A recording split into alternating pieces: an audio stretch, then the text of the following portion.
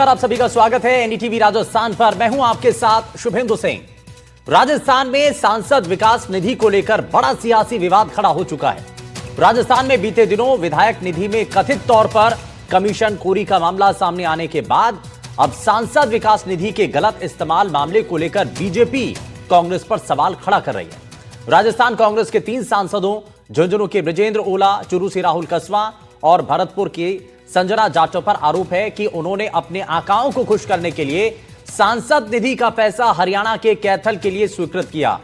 अब इसके बाद से ही राजस्थान की सियासत गर्मा चुकी है। मालवीय की इस ट्वीट के बाद राजस्थान के गृह राज्य मंत्री जवाहर सिंह बेढम भी कांग्रेस पर हमलावर हो गए हैं।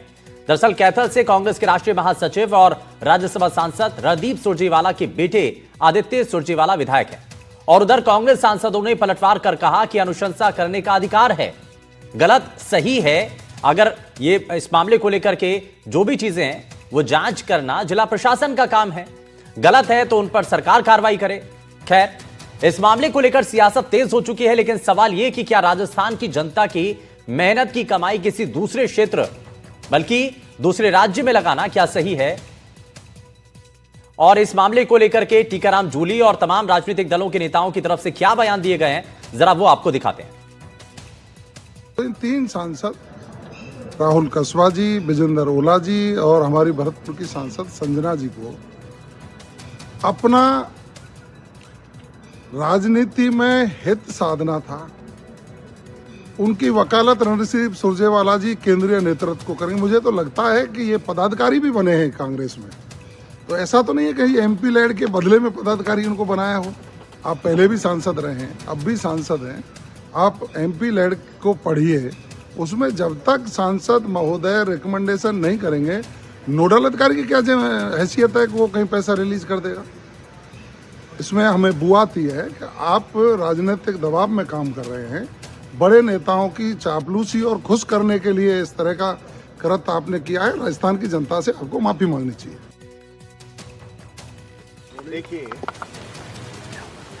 ये नियमों में है और नियमों के तहत ही फंड का वितरण किया गया है और ये कांग्रेस के विधायक ही नहीं है या कांग्रेस के सांसद नहीं है, बीजेपी के सांसद भी जो हैं, बीजेपी के राज्यसभा के सांसद भी हैं, उन लोगों के द्वारा भी दूसरी जगह पैसा दिया जाता है। नियमों में रहता है। इसको बीजेपी बेवजह इशू बना रही है। अगर इनको ऐसा लगता है कि पैसा बाहर नहीं देना चाहिए, सरकार इनकी है, नियमों में संशोधन करा दें कि सारा पैसा आप अपनी लोकसभा में ही खर्चेंगे। लेकिन कई बार जो है बजट नियमों के तहत उन्होंने बांटा है, कोई नियमों के विपरीत बांटा हो तो बताएं। बीजेपी इसको क्यों इतना इशू बना रही है? और वहीं इस मामले को लेकर के कैबिनेट मंत्री राज्यवर्धन सिंह राठौर ने कहा है कि सांसद निधि में आने वाला पैसा जनता का पैसा होता है और उसका इस्तेमाल केवल राजनीतिक लाभ के लिए करना गलत है। यह पूरी तरह अनुचित है और इसकी जवाबदेही तय होनी चाहिए। देखिए, जब जनता का पैसा जो सांसद निधि के तौर पर या विधायक नीति के तौर पर सबको मिलता है, उसका इस्तेमाल केवल राजनीति को बढ़ाने के लिए करा जाता है, तो वो उसका दुरुपयोग होता है। इसके कुछ उसूल होते हैं, सिद्धांत होते हैं, इसके कानून भी होते हैं। हम सभी जो इस पोजीशन पर आते हैं उनकी बड़ी जिम्मेदारी होती है। मैं हमेशा मानता हूं कि ये इसमें जैसे कहते हैं पर्क और प्रिविलेज नहीं देखना चाहिए, इसके अंदर जिम्मेदारी है और ये जीवन के अंदर आसानी से नहीं, ये भगवान के आशीर्वाद से, जनता के आशीर्वाद से ये जिम्मेदारी मिलती है। इस जिम्मेदारी को जैसे हम मंदिर में जाके पूजा करते हैं उसी तरह से निभानी चाहिए। तो एमपी फंड से जुड़ा हुआ यह मामला है। राजस्थान के सांसद, लेकिन विकास के कामों को लेकर जो सिफारिश की जाती है वो हरियाणा की जाती है। हरियाणा के कैथल में जो कि सुरजेवाला के बेटे हैं, उनके इलाके के अंदर विकास के काम को लेकर के सिफारिश की गई है। आखिर इस सब कुछ क्यों किया गया है, किसके कहने पर किया गया है और राजस्थान की जो कमाई है वो हरियाणा में क्यों दी जानी, इसी को लेकर के सवाल है, इसी पर बवाल भी हो रहा है और इसको जरा समझते भी हैं। आज खास पैनल हमारे साथ कार्यक्रम में जुड़ गया है। जरा सबसे पहले आपको मिलवा देते हैं हमारे साथ संविधान विशेषज्ञ आदित्य जैन जी कार्यक्रम में जुड़ गए। आदित्य जी, बहुत स्वागत है आपका। हमारे साथ कांग्रेस पार्टी से प्रवक्ता यशवर्धन सिंह जी कार्यक्रम में हैं। यशवर्धन जी बहुत स्वागत है आपका। हमारे साथ भारतीय जनता पार्टी से प्रवक्ता शैलेश कौशिक जी हैं। शैलेश जी बहुत स्वागत है आपका। हमारे साथ वरिष्ठ पत्रकार अरविंद चोटिया जी कार्यक्रम में जुड़ गए हैं। अरविंद जी बहुत स्वागत है आपका। लेकिन मैं जरा शुरुआत कर रहा हूं यशवर्धन जी से। यशवर्धन जी एक चीज बताइए कि ये सवाल उठ रहा है कि भाई राजस्थान की कांग्रेस पार्टी के सांसद हरियाणा में कामों की सिफारिश क्यों? क्या राजस्थान में काम पूरे हो गए भाई इसलिए या तो हरियाणा के अंदर सिफारिश की जा रही है, या फिर जो कहा जा रहा है कि भाई आलाकमान को खुश करने के लिए आपने हरियाणा के कैथल के अंदर विकास कामों को की सिफारिश कर दी, ऐसा क्यों? क्या यह सही है? शुभेंदु जी, सबसे पहले तो मैं ये जनता को सूचना देनी चाहिए कि इस तरह का नियम जो है 2023 में एमपीलेट्स जो स्कीम है उसमें 2023 में 25 लाख रुपए का प्रोविजन किया गया कि आप किसी भी भारत में किसी भी क्षेत्र में आप कोई भी सांसद लगा सकता है। ये मोदी सरकार का किया हुआ है। इससे पहले 5% का प्रोविजन था और वो भी 25 लाख में कन्वर्ट होता था, लेकिन अब उन्होंने एग्जैक्ट अमाउंट डाल दी उसमें। तो मोदी सरकार ने किया कि भाई 25 लाख रुपए कोई भी सांसद किसी भी क्षेत्र में भारत में काम कर सकता है। तो ये कोई नियम के बाहर नहीं है, मोदी सरकार के नियम के हिसाब से ही है, पहली बात। दूसरी बात, कांग्रेस एक राष्ट्रीय पार्टी है। हमारे पूरे भारत में हर जगह हमारी पार्टी का स्ट्रक्चर है। ऐसे बहुत सारे स्टेट्स हैं जहां हमारी सत्ता नहीं है, तो वहां कार्यकर्ताओं की डिमांड होती है कि उनको काम मिले, उनके कहने से कोई काम हो, ताकि वो जनता के बीच जाकर बता सके कि उन्होंने काम करवाया है। तो ऐसा राष्ट्रीय पार्टी जो है वो अपने कार्यकर्ताओं के लिए काम कर सकती है, बिल्कुल नियमों के हिसाब से, मोदी सरकार के 2023 के नियम के हिसाब से। और अगर भाजपा को मोदी जी से समस्या है या मोदी जी के नियमों से समस्या है तो मोदी जी से समस्या विकास के कामों से नहीं है, लेकिन अगर ये राजस्थान में जितने तीनों सांसद हैं उनके काम इलाके के अंदर पूरे हो जाते, वहां पर पूरी विकास की गंगा बह रही होती, तो शायद किसी को आपत्ति नहीं होती, क्योंकि जनता की गाड़ी कमाई का पैसा है। राजस्थान के लोगों ने जो टैक्स के रूप में सरकार को ये जो पैसा भेजा है ना, वो हरियाणा के विकास के लिए नहीं, हरियाणा में विकास के लिए। और अगर बात आपकी ये कि हरियाणा के अंदर आपकी पार्टी की सरकार नहीं है, तो वहां पर कार्यकर्ताओं को खुश करने के लिए अगर वहां पर काम कराए जा रहे हैं तो सब ये गलत है। बिल्कुल राजस्थान के लोग बिल्कुल एक्सेप्ट नहीं करेंगे इसको। अच्छा, गलत है तो फिर मोदी जी से अपील कीजिए। और मैं एक और बात बता दूं शुभेंदु जी, मेरे पास एक आरटीआई पड़ी है। मोदी सरकार ने रोहिंग्या मुसलमानों के भले के लिए बांग्लादेश को 47 करोड़ रुपए दिए। तो क्या भारत में पूरा विकास हो चुका था जो 47 करोड़ रुपए मोदी जी ने बांग्लादेश को दिए रोहिंग्या मुसलमानों के उद्देश्य उसके भले के लिए? आप राजस्थान की जनता से बोलिए कि राजस्थान की जनता, आप जो टैक्स का पैसा हमें दे रहे हैं हम वो हरियाणा में खर्च कर रहे हैं, आपको कबूल है कि नहीं है? राजस्थान की जनता अपने आप बता देगी। बांग्लादेश में कबूल है क्या? आपको बांग्लादेश में कबूल है क्या? अब बात राजस्थान की हो रही है, आप बांग्लादेश पहुंच जाएंगे। बांग्लादेश पर बात करेंगे तो आप बात नहीं करेंगे। अरे तो बात तो टैक्स पेयर की हो रही है ना। इंडियन टैक्स पेयर और राजस्थान का टैक्स पेयर अलग अलग है क्या? इंडियन टैक्स पेयर के पैसे बाहर क्यों लगा रहे हैं फिर? नहीं तो यहां पर आप गलत मानते हैं, गलत मानते हैं ना। एक बात को तो गलत मानेंगे। मैं तो कह रहा हूं, मैं तो कुछ नहीं कह रहा, मैं तो कहीं नहीं रहा कि गलत है कि सही है। मैं तो अच्छा, आप ये बता दीजिए कि जो सांसदों ने किया, जो सांसदों ने सिफारिश कर दी पैसा देने की, क्या वो सही है या नहीं? गलत है वो भारत में लगाना पैसा, भारत में लगा विद प्रोविजन लगा। अगर आपको उस प्रोविजन से समस्या है शुभेंदु जी, तो एनडीटीवी को भी प्रधानमंत्री जी से अपील करनी चाहिए कि आपने हमें कोई आपत्ति नहीं है, हमें कोई आपत्ति नहीं है। भारतीय जनता पार्टी के नेता इस पर आपत्ति दर्ज कर रहे हैं। और मैं तो ये कह रहा हूं कि राजस्थान के लोग ये सवाल उठा रहे हैं कि राजस्थान में विकास होना चाहिए ना भाई।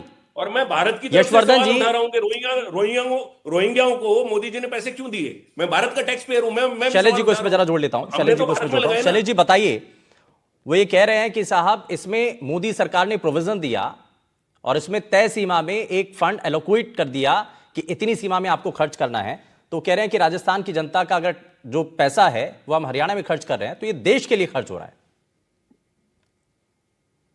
देखिए शुभेंदु जी, ये देश के लिए खर्च नहीं हो रहा है, ये देश में स्पेसिफाइड विधानसभा के लिए खर्च हो रहा है। तीन माननीय सांसदों के द्वारा एक ही विधानसभा के लिए लगभग 1 करोड़ 20 लाख रुपए का आवंटन की अनुशंसा करना निश्चित रूप से कहीं ना कहीं व्यक्तिगत लाभों की ओर इंगित करता है। दूसरी बात, अभी जैसे कि यशवर्धन जी कह रहे थे कि सरकार की तरफ से प्रोविजन ये है कि आप पैसा खर्च कर सकते हो, लेकिन जब खर्च कर सकते हैं जब आप अपने क्षेत्र के विकास को तो पहले पूरा कीजिए।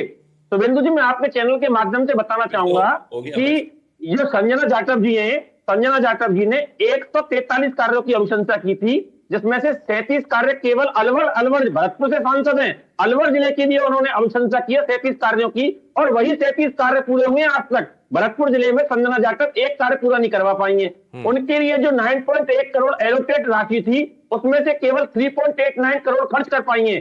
जिस संसदीय क्षेत्र में, उसमें भी अलवर के लिए खर्च किया है मैक्सिमम 2 करोड़ के ऊपर, भरतपुर के लिए तो किया नहीं।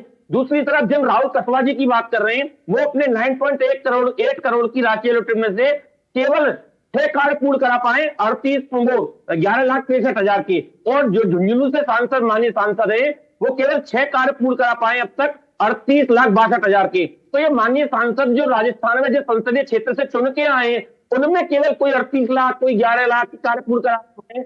और दूसरे कैथल विधानसभा के लिए जो इनके व्यक्तिगत जो भी स्वार्थ हो सकते हैं, राजनीतिक रूप से जो भी मजबूरियां हो सकती हैं आलाकमान कुछ करने की, आप वहां कोई 50 लाख, कोई 45 लाख, कोई 22 लाख रुपए, कोई 24 लाख रुपए दे रहा है।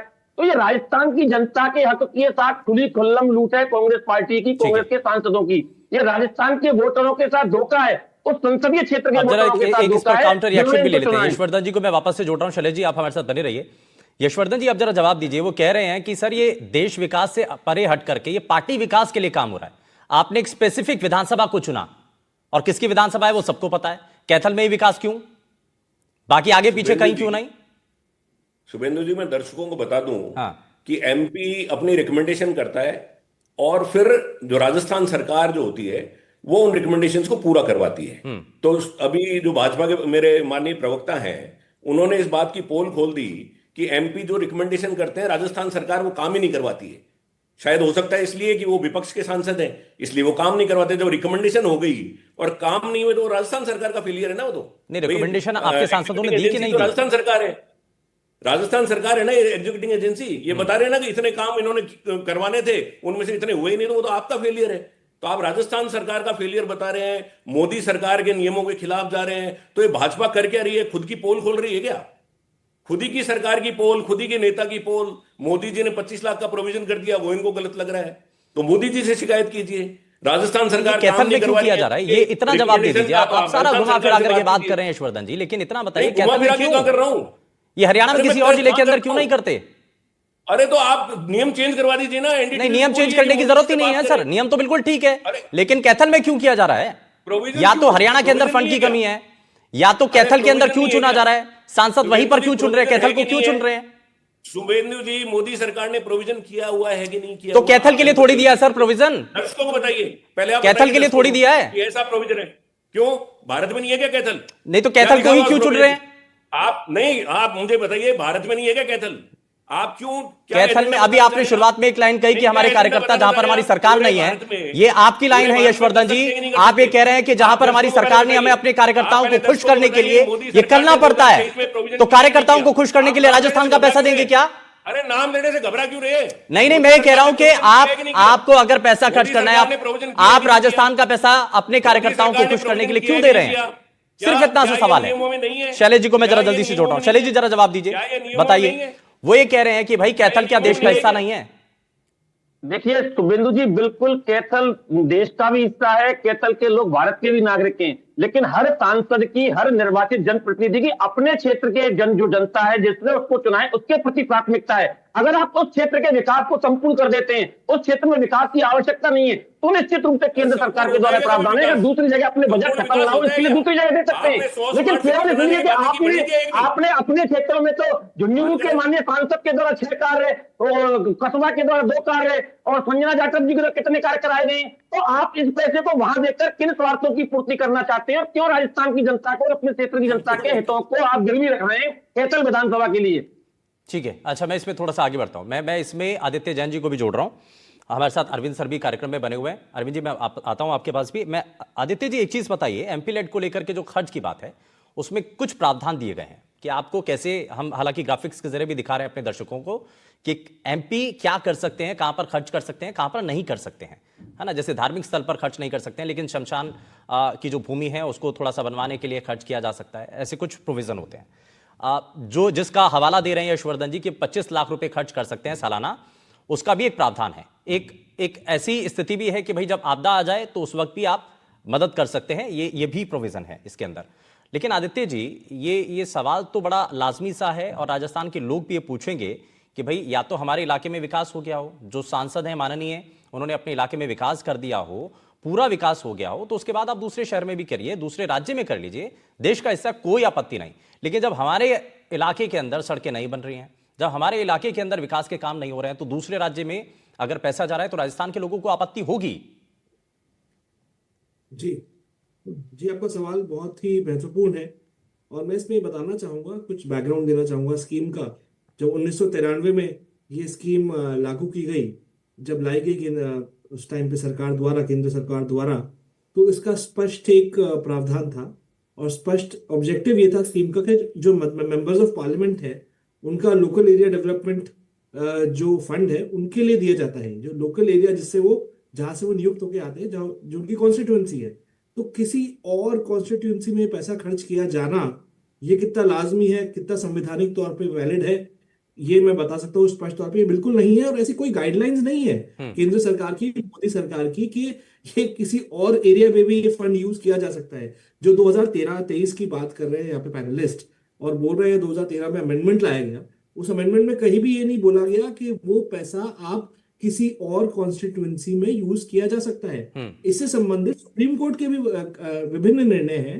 भीम सिंह ने अच्छा, आप पहली भी बार, कह रहे हैं कि कहीं मेंशन नहीं है, जिसका हवाला ईश्वरदन जी दे रहे हैं कि मोदी सरकार ने आकर के चेंज कर दिया। क्योंकि आर्टिकल 282 संविधान का, उसमें पावर दी गई है कि केंद्र सरकार या राज्य सरकार द्वारा कोई भी पब्लिक एक्सपेंडिचर के लिए, पब्लिक पर्पस के लिए फंड दिया जा सकता है। उसके अंतर्गत 1993 में ये स्कीम बनाई गई थी, तो जो 2010 में इसकी संवैधानिकता पे सुप्रीम कोर्ट ने मोहर लगाई, बोला ये संवैधानिक है स्कीम।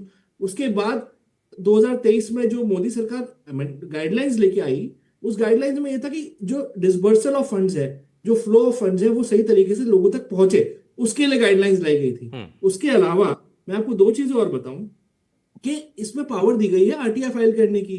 पूरा प्रोसेस जो है वो ट्रांसपेरेंट है। मिनिस्ट्री ऑफ स्टैटिस्टिक्स जो है, जो केंद्रीय मंत्रालय है, वो फंड्स डिसबर्स करता है, रिकमेंडेशन करता है जो मेंबर ऑफ पार्लियामेंट होता है, और फंड दी जाती है लोकल डिस्ट्रिक्ट अथॉरिटी को, म्युनिसिपैलिटी को। तो यहाँ ये फंड को आप किस तरीके से किसी और एरिया के डेवलपमेंट की तरह यूज कर सकते हैं, ये मेरी समझ से परे है। ये मुझे कोई कानून अगर नियम है तो बता दीजिए। मेरी नॉलेज में ऐसा कोई नियम नहीं है आज तक कि सेम फंड को आप कोई एमपी किसी और तरीके से डाइवर्ट कर सकता है। अगर ऐसा हुआ है, clear cut and prevention of corruption act का, कि भ्रष्टाचार निवारण अधिनियम के अंदर ये ऑफेंस बनता है, और अगर ऐसा हुआ है तो जो भी मंत्रीगण हैं उनके खिलाफ अगर जांच में, ठीक है, मैं इस पर जरा यशवर्धन से जवाब लूं, लेकिन उससे पहले मैं अरविंद सर को जोड़ रहा हूं। अरविंद सर, एक चीज, ये बड़ा वाजिब सा सवाल है और हर राजस्थानी के मन में भी होगा, शायद आपके मन में भी यही सवाल होगा कि अगर हमारे इलाके में, हमारे घर में पूर्ति हो जाए, हम बांट रहे हैं लेकिन हमारे घर में अभी तक स्थिति ठीक नहीं है, इलाके का विकास नहीं हो रहा है, और हम दूसरे राज्यों के अंदर, अपने दूसरे राजस्थान के दूसरे इलाके में नहीं बल्कि हरियाणा के अंदर जाकर के हम वो फंड इस्तेमाल कर रहे हैं, वो भी स्पेसिफिक कैथल के अंदर, है ना, वो पता है कि किस लिए कैथल का जिक्र हो रहा है, तो इसका कितना सही इस्तेमाल है? देखिए, पहली बात तो इसको सही कोई भी नहीं कहेगा, लेकिन मैं आपको कुछ चीजें बताऊं कि ये नियमानुसार है या नियमानुसार हो सकता है, लेकिन ये गलत और सही एक नैतिक चीज भी होती है ना, उसके हिसाब से ये गलत है। बाकी नियमों के हिसाब से बता रहे हैं कि एक सर्टेन पैसा जो है वो आप खर्च कर सकते हैं अपने सांसद निधि से। पहली बात तो मैं ये बोलना चाहता हूं बहुत स्पष्ट रूप से कि एक सांसद को 5 करोड़ रुपए का फंड मिलता है साल का, 8 विधानसभा क्षेत्र उसके एरिया के अंदर होते हैं, लोकसभा क्षेत्र के अंदर, तो वो बहुत पर्याप्त है। उसमें से भी अगर आप किसी दूसरे राज्य में दे रहे हैं तो फिर ये कायदे से तो सही नहीं है। ऐसा विकास मुझे कहीं भी नजर नहीं आता कि आपने पूरा विकास वहां पे कर दिया हो, न 5 करोड़ में विकास हो सकता है। बाकी यहां जो कैथल का मामला जो है, तो इसमें एक हमारे राजस्थान में कुछ चीजें होती है, आटा साटा, है ना, एक प्रथा होती है, उसी तरह की ये प्रथा है कि रणदीप सुरजेवाला राजस्थान से राज्यसभा के सदस्य हैं और उनके पुत्र जो है वहां पे कैथल से विधायक हैं। अब साहब हुआ क्या है कि इन्होंने अपने कोटे से कैथल में विकास कार्य करवा दिए, रिकमेंडेशन कर दी, और रणदीप सुरजेवाला ने इन्हीं तीनों के इलाके में अच्छा खासा पैसा अपने सांसद निधि से यहां खर्च कर दिया। हिसाब हो गया बराबर या उससे कुछ ज्यादा हो गया। और दूसरा, जब चूंकि रणदीप सुरजेवाला बड़े नेता हैं, आए दिन कभी ना कभी वो यहाँ के प्रभारी भी बन के आ सकते हैं, और नहीं भी हो तो वो कर्नाटक के प्रभारी तो हैं ही, तो एक बड़े नेता से एक अच्छी ट्यूनिंग, अच्छी लाइजनिंग भी होती है। इस तरह से अगर आप उनके पुत्र को ओबलाइज करते हैं, उनके पुत्र के इलाके को ओबलाइज करते हैं, तो नैतिक रूप से ये गलत है कि ठीक नहीं आप है, इस लेकिन तरह के आटा साटा की प्रथा यहाँ आटा पे साटा चलाएं। वाली प्रथा बिल्कुल चल रही है।